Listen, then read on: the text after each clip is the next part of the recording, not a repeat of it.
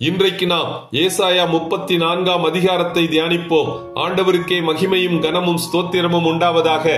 ஏதோமுக்கு விரோதமாக கர்த்தர் பழிவாங்கும் நாளை பின்னணியாக வைத்து ஏசாயா தீர்க்கதரிசி இந்த அதிகாரத்தை எழுதுகிறார்.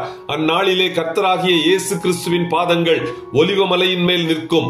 அப்பொழுது ஒலிவமலை பிளந்து ஒரு பாதி வடபக்கத்திலும் ஒரு பாதி தென்பக்கத்திலும் சாயும். இஸ்ரவேல் ஜனங்கள் பிளந்து போன ஒலிவமலையின் பள்ளத்தாக்குகளின் வழியாய் போஸ்ராவுக்கு ஓடி போவார்கள். அங்குள்ள ஜனங்களை மீட்பதற்காக கர்த்தர் ஏதோமில் உள்ள போஸ்ராவில் போராடுவதை குறித்து ஏசாயா 63 அதிகாரத்திலும் எழுதுகிறார்.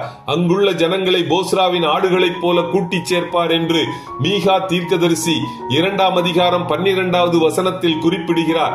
ஏதோமில் மீதியான இஸ்ரவேலர்களை தன்னுடைய வசமாக்கிக் கொள்வார் என்று ஆமோஸ் தீர்க்கதரிசி 9 அதிகாரம் 11வது வசனத்தில் குறிப்பிடுகிறார்.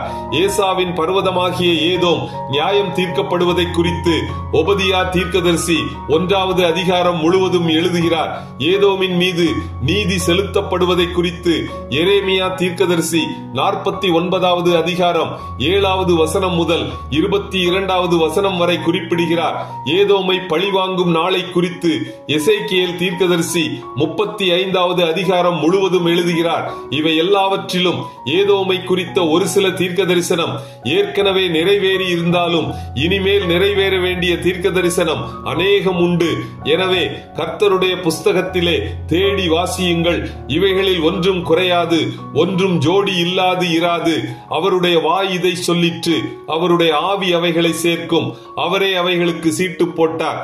இத்துடன் ஏசாயா 34 அதிகாரம் முடிவடைகிறது. கர்த்தர் தாமே நம் எல்லோரையும் ஆசீர்வதிப்பாராக. ஆமென்.